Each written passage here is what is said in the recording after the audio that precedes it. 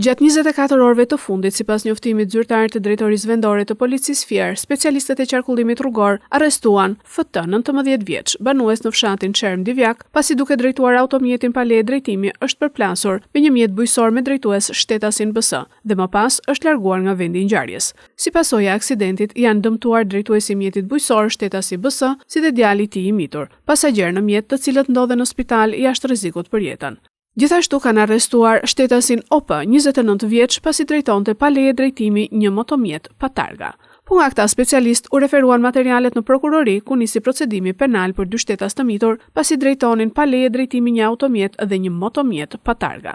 Kurse policia e Fierit ka ekzekutuar vendimin numër 11 datë 02/04/2026 të gjykatës së posaçme të apelit për korrupsionin dhe krimin e organizuar, e cila ka lënë në fuqi vendimin e gjykatës së shkallës së parë për korrupsionin dhe krimin e organizuar për shtetasin EN, 38 vjeç, banues në Fier. Ky shtetas ka për të vuajtur dhe 1 vit, 8 muaj e 10 ditë burg për veprën penale korrupsioni pasiv i personave që ushtrojnë funksione publike. Specialistët për hetimin e krimeve të Komisariatit të Policisë Fier ndaluan shtetasin e shpallur në kërkime më 22 vjeç, banues në Fier, pasi gjykata e Fierit ka caktuar ndaj tij masën e sigurisë, arrest me burg për veprën penale, dhunë në familje, prodhimi dhe mbajtja pa leje e armëve të gjuetisë dhe sportive.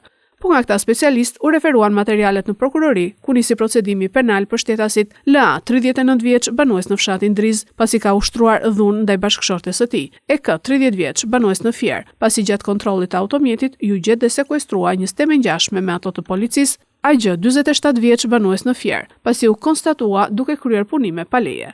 Ndërkohë policia e Lushnjës referoi materialet në prokurori ku nisi procedimi penal për shtetasin VJ, 41 vjeç, banues në fshatin Kuman, Roskovec, pasi gjatë kontrollit të automjetit ju gjet dhe sekuestrua një fishek armë zjarri.